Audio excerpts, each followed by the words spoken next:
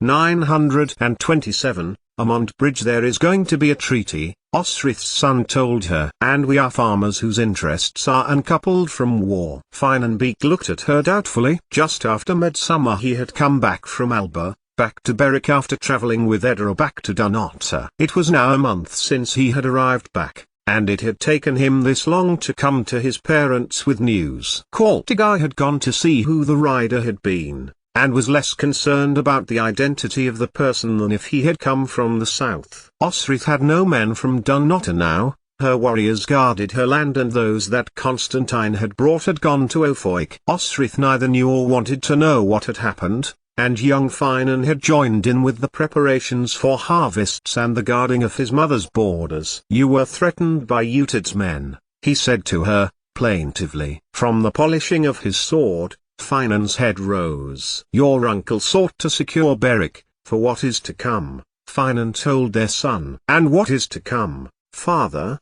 Young Finan asked, belligerently. "For Constantine's warriors have been beaten at Ofoik. What is to come is peace, for Aethelstan has forced his hand." Along with Hywel and Sindlan, Owain, Anlaf and Guthfrith, Constantine must go bend the knee, pledge that he is overlord of Britannium and accept he is a sub-king. Osrith raised her head from her audit of bridals. "Truly?" she asked. Young Finan stared at her for a moment, and then nodded. "The Mormers too, representing the Picts and Dulriata. Utid has been called," he added, giving his father a long look. Osrith saw the look in Finan's eye. Young Finan had been cocky, and he could tell that Finan wanted to say something back, cutting, or sarcastic. Instead, Finan looked at Osrith. "I have hammered my sword into a plowshare and managed this neutral piece of land," she told her son. "And not literally, Finan Beeg," she added, when her son's eye drifted to her sword belt, for they both knew Bué was in her bedchamber with her armor. Osrith had been sworn to Mercia, once, and centuries before, her namesake had married a king of Mercia, Peda, and that Osrith had betrayed him for Northumbria, suffering assassination for it. And before Mercia, she had sworn to Domhnall, to Alba. She took a step to Finan Beeg. "So you must go with your lord, and I must go with mine," Osrith told him. At this, Finan turned and took 2 hasty steps to her, fear in his eyes as young Finan added, "There is about to be a big meeting with Aethelstan. Osrith, you will not leave Berwick, I'm begging you," he pleaded, in a manner that surprised her. But before Osrith had a time to answer, young Finan stepped in front of his father. "She can come with me, I'm going," young Finan told Finan. "What? You don't trust I can protect my mother?" He withdrew his blade. Osrith had seen it before. It was Feda's sword. From what her son had told her, Bishop Oswald, Osrith's nephew and so young Finan's cousin, had given it to him. "Ye're 16 years old," Finan told him. "If you come across any big bastards like the Norse who are allies to Constantine?" Young Finan retorted. Osrith could see from Finan's face he was doing his best not to strike him. "Then, she can protect me," he added, "although, I know you recall that I outwitted Berg and Rorick before I left, and I have bettered my uncle." Finan Beeg looked at his mother. "If you are intent on going, help your mother in the fields today, and I will think about it," Finan told her. Young Finan looked as if he was about to put in a comeback, something about not needing his permission but, for everyone's sake, thought better of it. "Yes," Osrith told him. "The harvest will not gather itself. But I will be going, Finan," she told her husband. "If the lords and kings have been called, I will not have it said that Berwick slighted Aethelstan. I will not have him use it as a reason to invade." "Then I will come with you," Finan told her, decisively. "I do not want you going off by yourself." "Now," he said to their son, "go to Cortigar and see what's to be done." 88,888,888. That had been 2 weeks before St. Bartholomew's Day, the day on which Aethelstan had decreed that the kings and lords would meet to offer deference to him. It would be at Bergham, Amont Bridge, the place which Bishop Oswald had pointed out to her when they had gone south, to Gloucester. Had he known? Osrith did not know. But what she did know was that Aethelstan would have made it very clear the Mercia Wessex camp had been made on the southern bank, Northumbria, and that the North Cymric with Prince Sindlan and the rest of Cymru, with Hywel, Constantine and the Norse, were camped to the north of the Lothircht, the land which had, until Edra's wedding, been hers by Brehon right, and was now her daughter's, which meant that Aethelstan would have to show as much humility as any man, let alone a king, on entering a kingdom which was not his own. Edra would not have been there, of course, and so he had turned to Osrith, who had been there, and asked her. Instead, thousands of people would watch as Aethelstan spoke to her, thousands of people seeing how the king of England had spoken to the Lady of Berwick. In this act, Osrith determined, Aethelstan had recognized Brehon law, the law that said property passed from mother to daughter. And in doing so, Osrith would been made the center of attention. So, of course she had to cross the bridge, of course she had to accompany Aethelstan and the other nobles to the stone circle on the northern bank and stand with them while they made their oaths of deference, one by one. Her brother had once said of Alfred, the bastard thinks. But, of Aethelstan, this so-called bastard was more cunning than anyone she had ever met. He had no immediate family to consider, he had no wife or children to concern himself with, that she may die in childbirth, or that they might be captured and held hostage, or killed. Were he to die himself, Edmund, his younger brother, who was being protected in Wessex, would become king. He was just 6 years old, but he was well guarded, and had advisers in Aethelstan's pay. England was secure, and yet Aethelstan was determined to secure more, not least on that bright, hot, sunny day in Cumbraland where, one after another, the Norse, Anlaf and Guthfrith, then Prince Sindlan of the Aberfrau, then Hywel and finally Constantine bent down on one knee at the ancient stone circle, put there by the ancestors of the Cymric, and confirmed to Aethelstan that he was their overlord. And finally, Osrith, Aethelstan would dismiss the kings, for he was waiting for other lords to arrive to hear their words of fealty, and had dispersed the onlookers. I know this was your land, and is now your daughter's, Aethelstan said to Osrith, when he asked her to walk beside him. Anlaf will, I trust, convey what has happened here today. It was a question, and Osrith bit back the urge to tell him that, indeed, Anlaf would be telling her, and immediately would be meeting with Constantine and Sindlan again to restate their own alliance. It was an insult, a crushing humiliation after Guthfrith's, Anlaf's and Constantine's defeat in Norfolk. And Aethelstan would tell Osrith that he knew she had met with Sindlan at Gloucester Cathedral, and would ask who Gwyddolf was. She would later meet with Hywel, and make a very big mistake. But this was in the future.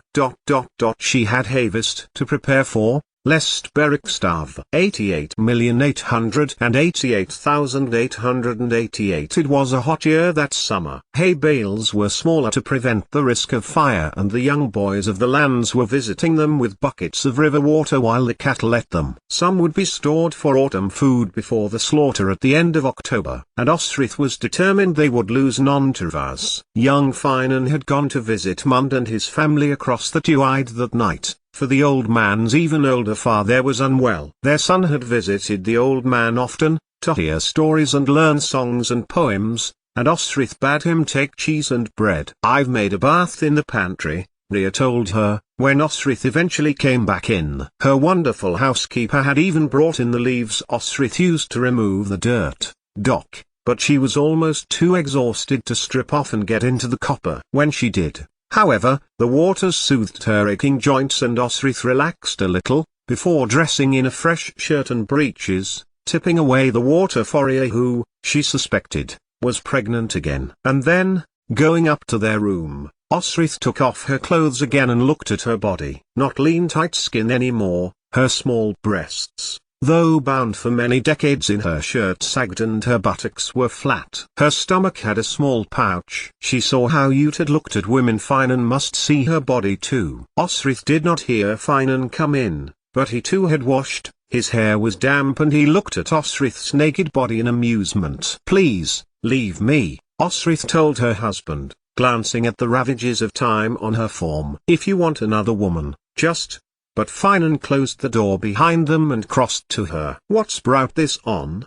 He asked, concerned. I mean, There's no harm in looking. I see how you look at the young farmer over at Wetherell when he comes with tribute. My body is not as it once was, Osrith told him, and turned, striding to their bed and pulled back covers, getting in. Finan followed her and pulled them from her and looked at her all over, already straining in his own breeches. What would you do?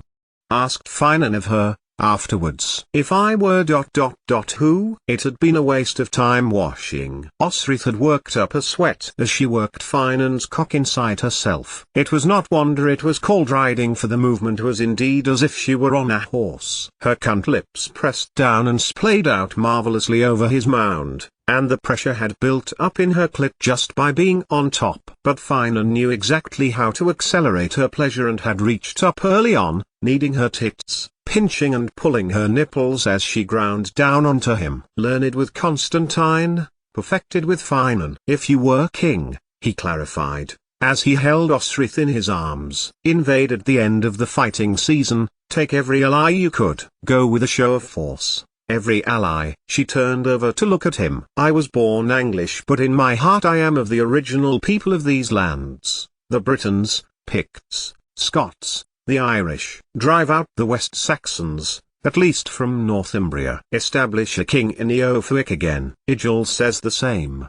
Finan told her. And there has been talk of another candidate. Osrith knew, everyone knew, Igil, who had travelled to Norway and been imprisoned by Harald Finehair, to be released only when he had told a story that lasted one whole night, had made friends with his son, Eric, with the fearsome nickname of Bloodaxe. It was well known that Harald wanted the throne of Eothwick and, if not for himself, for his son. And why not a Norseman? And why not this Eric Haraldsson, if Guthfrith could not take it back, and Anlaf was only interested in Man and the Isles and Irian? Osrith's thoughts broke off as she realized that Finan was kissing her body, his hand stroking her neck and hair. She shivered. It carried my son, Finan told her, answering her question from at least an hour ago. I know this body, he continued, kissing her shoulder. I know every inch of it, he added, kissing down stomach, then up to breasts, taking her left nipple in his mouth. It carried his son, Osrith thought, as Finan reached her navel. Then she jerked his hand down and then upwards, as he put his hand, fingers wide, to her cunt, brushing her already semi-aroused clit, giving her another shiver, and then stopped. Osrith looked up. Osrith, you are wonderful to me because you are you, he told her. Osrith narrowed her eyes. Have you been drinking?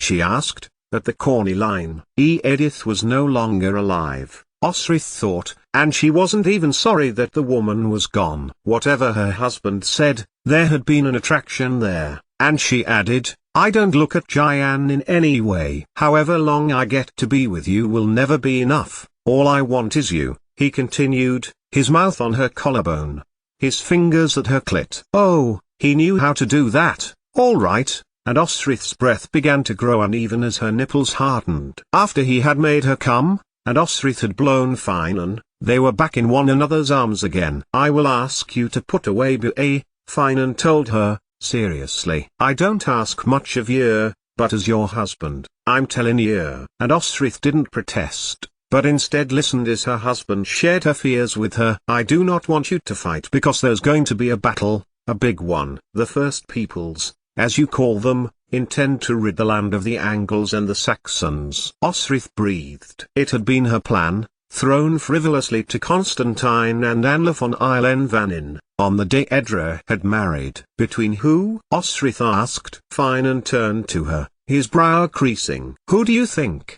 He asked. Osrith played along, or part played, for she knew little, really, of any solid plan. Constantine? He Gale. He is not of the First People. It is only through his mother's line he can claim to be Pictish. As you, Finan told her, kissing her head. It is his land. By denying it, and fighting it, by having you to repel the warriors Constantine still sends, tells everyone who watches that they know, too, that Constantine's claim to the wall is legitimate. But there is a counter-claim. Aethelstan wants to claim to the Northern Sea. And I am in the middle. in northern Bernicia. Gododine. I know you dream of an independent Northumbria, but this land is in the center of a potential battlefield. Finan told his wife. I was gifted this land. I wed a Senate, Osrith replied, softly. By Constantine. Finan broke off, almost spitting the name. Let us not talk of him. Instead,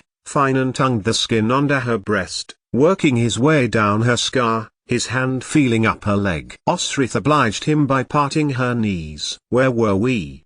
He asked, before fingering her clitoris and inside her cunt again. They clung to one another for a long time afterwards, talking quietly between themselves until the short night was over and dawn arrived. And so they gathered the harvest by day throughout most of July, and had sex with one another at night as if they were recently met teenagers. Until the day their son told them that Constantine was heading to Amont Bridge, and that he was riding out. I will come with you, Osrith told Finan, who was preparing to ride back to Bibbenberg. Then, she saw his face. He said none of our women were to come, not even Benedetta. It was the first time Osrith remembered Finan using Utad's woman's name, and the message surprised her. His men's wives and women were to stay at Bibbenberg. He fears a battle resulting from Oarth staying at Bergam, Osrith asked, using the Cumbraland name of the settlement to which they were all, imminently, going. So you can't come with us, he told her, his words deliberate. Osrith shifted in Finan's embrace. Please Osrith,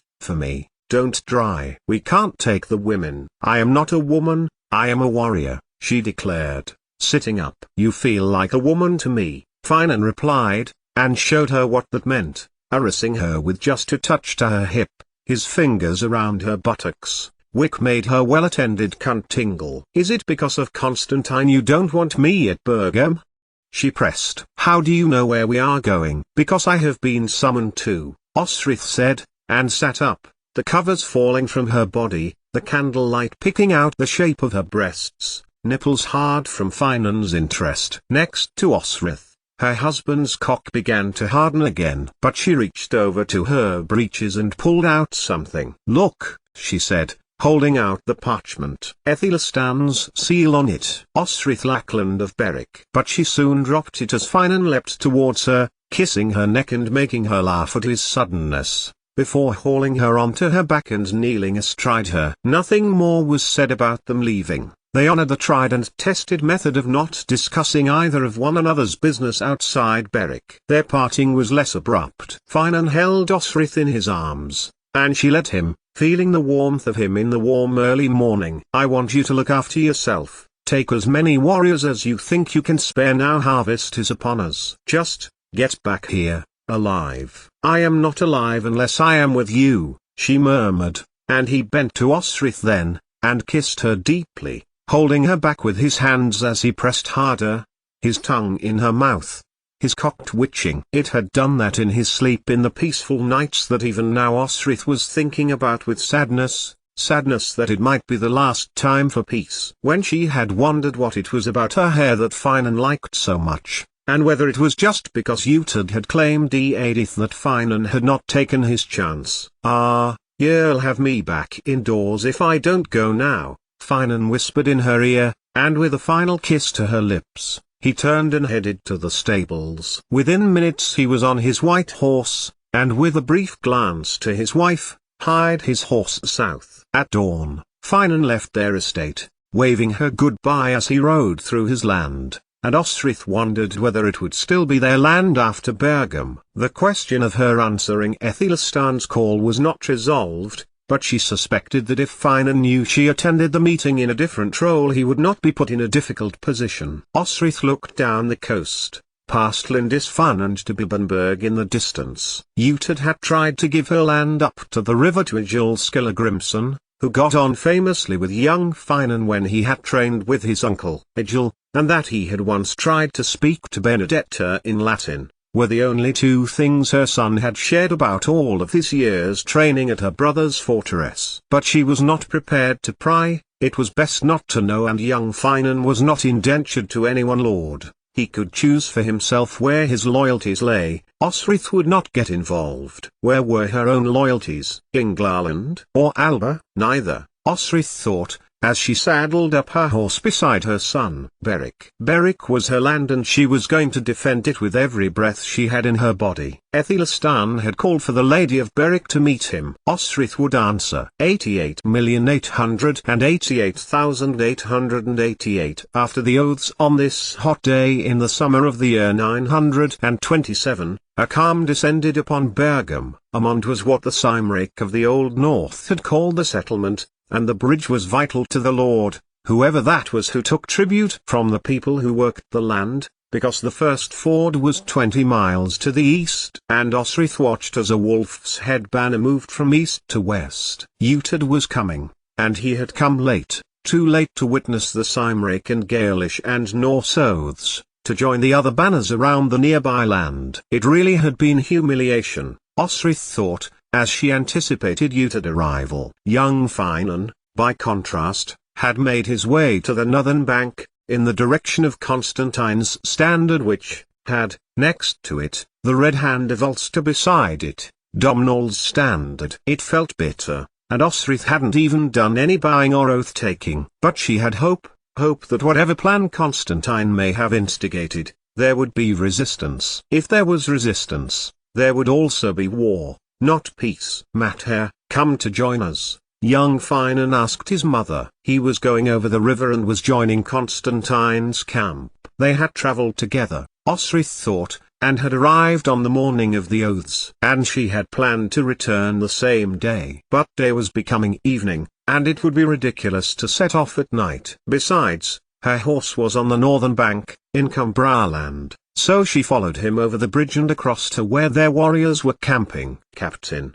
Exclaimed Dubkin, as she approached, and other warriors moved aside so she could sit and eat some of the food they were cooking, then listened to the boastings of battle, and a story that Sinzi was telling them about a huge monster in a lake in the lands to the north. When the singing began, Osrith realized that she should have been relaxed, should be thinking where she should be throwing her oiled leather skin under which she would sleep before returning to Berwick in the morning. But a nagging feeling was in her stomach, something which would not let her rest. Utad had come. Was he about to kneel to Aethelstan, too? Was there to be another round of oaths the next day? So she made the leather, and it looked as if she were inside, piled her packs to look like her sleeping form. But Osrith did not head across the river immediately. Instead, she neared Constantine camp, and stood at the edge of the circle, listening. A fire was going, and he, with the Mormers and Domhnall were sitting, watching it,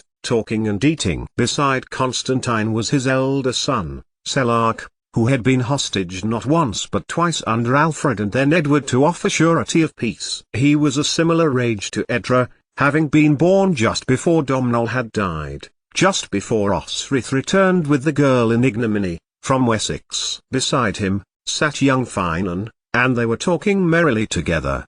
His old friend, almost like a brother to him, Constantine's son had been, and Osrith's heart moved to see it. No matter how she tried to include him in an idea of a family of herself and Finan at Berwick, their son had his upbringing in Alba, and he could not hide it, no matter how much he tried. Yet, Finan had told him, young Finan and young Utad, her brother's younger son, as cousins, had bonded. Young Utad was older than young Finan, but it had been he who had taught him skills that he did not know, that Osrith, nor Sinad had ever taught him. Young Finan could hold himself in battle thanks to his cousin. Yet, to young Utad, young Finan would be of Alba, would speak English with a Gaelish accent, had affections and customs different to those practiced at Bibbenberg, not least his faith, which was like all the Gaels, that of the Irish Church. Like Bishop Oswald explained, young Finan once told her. Young Utad was pleased to hear of the church connection, though, apparently, young Utad, when he did attend chapel, was more like his father than he would like to admit, even though he had been raised on Lindisfarne with Abbess Hild. Osrith listened harder to what was being said, in Gaelish and sometimes Pictish, but there was nothing untoward there. Osrith concluded just boasting and chatter, Domhnall telling a story of Irian, a well-worn one of his ancestor Neil, but maybe, used maybe, She heard the king of Alba say the name Mildoop. Edra had told her a long time ago that Constantine had taken to calling young Finan by that name. At the time, she had thought he might be succumbing to the madness that had taken his cousin, King Domnall, or that grief had overcome him. Now she wasn't too sure. But she put it out of her mind when she heard the name, Hywel. Constantine was confiding that, although the king of Deheubarth had sworn to the Cymric-Alba Norse alliance, he had far too readily given his oath to Aethelstan. He has Welsh honours, Engus declared, using the Anglish word for the Cymric. Had he picked it up in Mercia? Osrith remembered hearing her warriors, Elfkin, Ossier, Falkbald, Egelfrith, even their commander Miral, even Lord Aldhelm refer to the Cymric like this. Such was the trickery of the Cymric, such was the emptiness of their promises to the Mercians, to stop raiding, to stop claiming the land to the east which they called, Lost Lands, Lurgr, which is what Hywel ought to remember, Osrith told herself, and surely he did. Surely it was the will of every Cymric person to want the English and the Saxons gone from Britannia, so they could reclaim their lands. She had to know, she had to find out, to speak to Hywel. 88,888,888. It was easy to find Hywel's camp. Whether the first sign was that the drake cock, banner of the red dragon, flew high from a tree, or the soft, Cymric tongue diffusing through the people. It was an atmosphere of easiness, the first easiness she had seen, and it was particularly noticeable, Osrith thought, seeing as Hywel had supposedly deferred Cymru to Aethelstan. Just beyond, under the banners of England, would be the Mercians, her Mercians, to whom Osrith's heart was drawn. She had led them well, and they had served her well, at a time when she had no other sanctuary in the country. How did they feel about Aethelstan's expansionism? Aldhelm was, of course, one of Aethelstan's advisers, and Aethelstan himself, though nominally the king of Wessex, was culturally Mercian. He too had managed to survive in that land too, where few judged and what was valued was loyalty to the land, impoverished by a lack of king. By being surrounded by other kingdoms. Loyalty to other Mercians was shown in kind, and as such, one such as Aethelstan, born of Wessex, and another such as herself, born in Northumbria, could find sanctuary, and survive, and thrive. So she turned from the England settlement lest she hurry to her dear friends and comrades, and went instead to the Cymric. Osrith listened, so she could detect the West Cymric, rather than the North Cymric of Prince Sindlan, and she headed in that direction. An arrow shot through the air as she stepped out from one tent side heading towards where Osrith assumed Hywel to be. Ute had turned, the point of the arrow skimming the side of his head. She froze. Was her brother seeking Hywel too? What other business did he have here? She looked at the arrow's wake.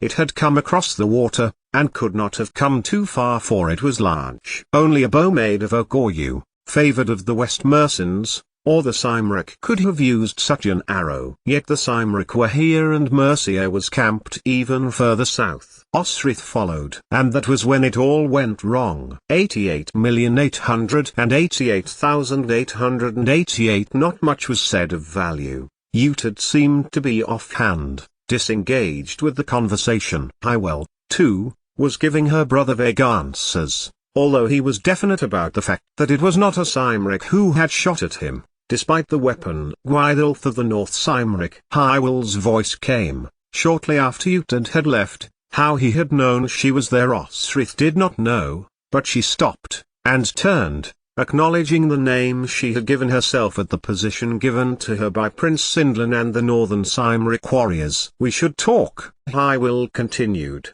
making it altogether clear that Osrith slipping back to her temporary abode for the night was not going to be on the cards. But Osrith wanted to speak to him too, so she made sure Hywel saw her bow her head to him, in deference to his claim to be king of all the Cymric, and followed him into his tent, where her brother had just been. King Hywel, Osrith began. But the man held up a hand. He was old now, older than she remembered, long, white hair fell to his waist and his beard to his chest. Yet his circlet of bronze, seemingly of imitation of that of Aethelstan, for Osrith could not remember Hywel wearing a symbol of kingship at Deheubarth, shone as if it were newly polished, which it may well have been. How much of this was outward deference, Osrith wondered, for the Cymric were nothing if they were not survivors, and apparent makers to whoever may be more powerful, keeping their faith, like their holy wells and sacred landmarks, close to them. So she was determined to listen, and not talk, not share what she wanted to say to the man, which was to challenge him over the supposed alliance with Constantine and the Norse, for she knew she would not get a straight answer. And some time later, Hywel had spoken, and spoken of Cymru to Osrith in northern Cymric, and extracted an agreement from her. It was bold, and relied on Osrith playing the long game. But it would prove to be a mistake. Osrith was to be Gwyddylth to the North Cymric, in order to cement Cymric unity. That was her part of the bargain, and Hywel would never invade Alba lands. But what of the agreement you have with Constantine? She asked. And there was the mistake. That is between kings. Gwyddylth of the Hen Ogledd, Hywel told her. Be the figurehead the Aberfraw Cymric need, worry not of Berwick, and be sure that the Cymric and the Gaels will unite, in the end.